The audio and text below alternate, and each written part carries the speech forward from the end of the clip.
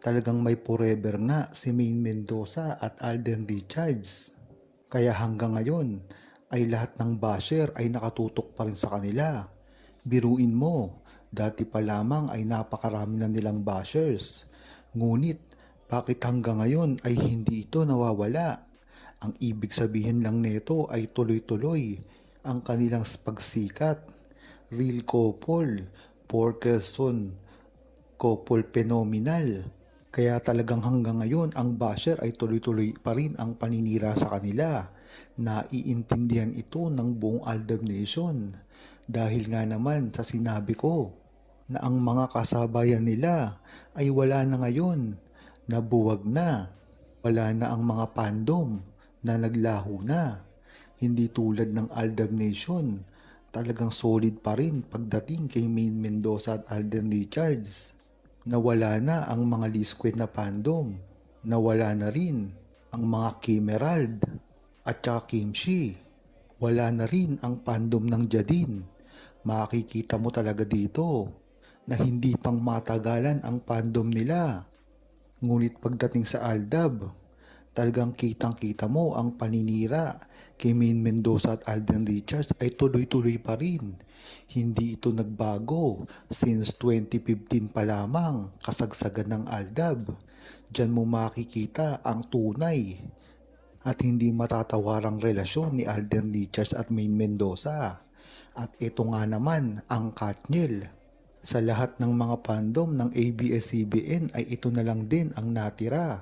Ngunit bibigyan ito ng 1 o 2 taon ng publiko.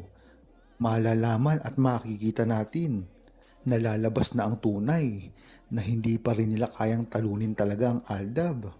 Pagdating ng 1 taon o 2 taon, makikita mo na tuloy-tuloy pa rin ang paninira sa Aldab.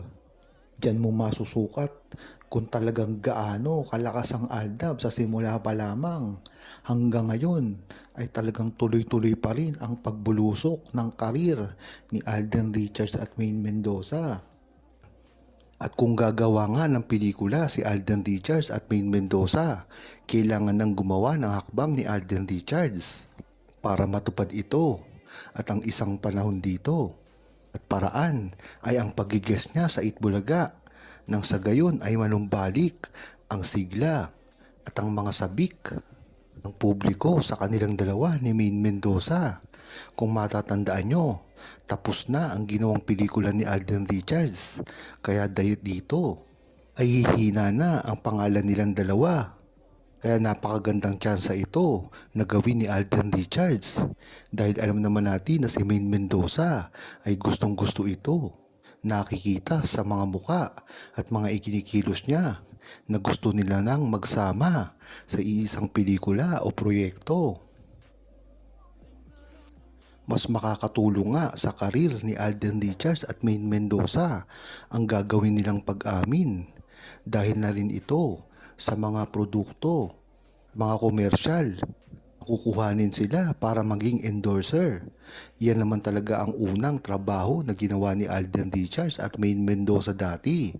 Ito kasi ang sukatan kung gaano kakasikat sa industriya ng pag-aartista. Kung wala ka nga namang komersyal at mga produkto na iniendorso, ay talagang dapat ay mag-isip-isip ka na. Kaya dito mo malalaman na ang mga nirereto kay Alden Richards ay Maine Mendoza ay talagang walang trabaho at walang mga kumukuha na mga komersyal o proyekto man. Diyan mo talagang malalaman kung gaano ang antas ng mga karir ni Maine Mendoza at Alden Richards na alam naman natin kung bakit sila pilit sinisira. Diyan pa lang malalaman mo na kung gaano kalakas ang samahan ni Maine Mendoza at Alden Richards. Kaya sana ay mag-isip-isip na rin si Alden Richards na ituloy ang kanilang proyekto sa lalong madaling panahon. Hindi lang naman kasi sila ang nag-aantay dito. Kung tatanungin nyo nga si Maine Mendoza at Alden Richards, maaaring hindi ito magpahayag sa publiko dahil na lang sa mga pambabash na ginagawa sa kanila. Ngunit ang maganda dito ay naisip na nila ito dati pa lamang. Kung dating iisipin mo lamang, ang mga ginagawa nilang mga movie dati at mga proyekto ay talagang iisa lamang at hindi talaga nila ito pinopromote ng todo-todo, hindi kagaya ngayon.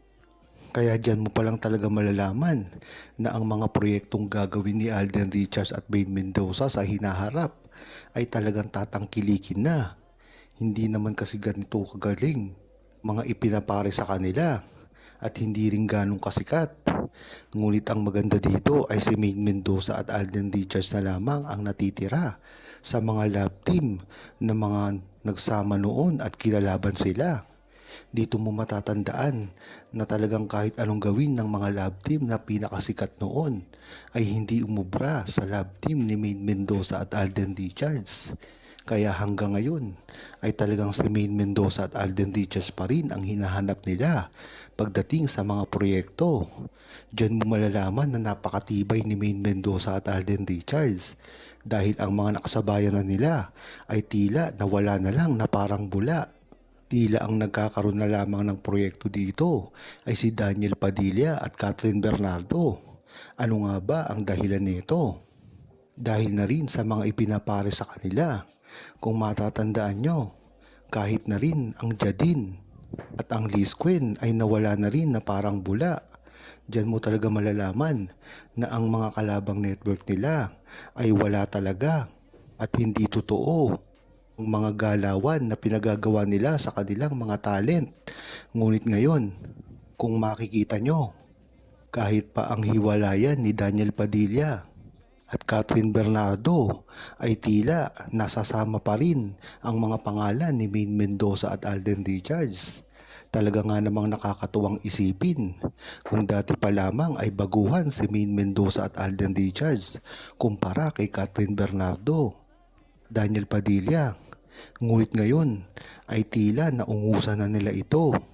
Talagang napakaganda ng ginawa ni Maine Mendoza at Alden Richards at hindi na ito kailangan pang mapantayan kahit ano pang gawin nila na paninira sa kanilang dalawa. Na talagang alam natin na pinagkakaabangan talaga ng lahat ng Aldam Nation dahil hindi na nga nagagawa ni Alden Richards ang ganitong pag-host ngayon. Dahil nga naman ay nabaon siya sa trabaho patungkol sa ginawa niyang movie. At pagdating naman kay Maine Mendoza ay wala itong panahon. Huwag kalimutang mag-subscribe, comment at ilike ang video na ito. Thanks for watching!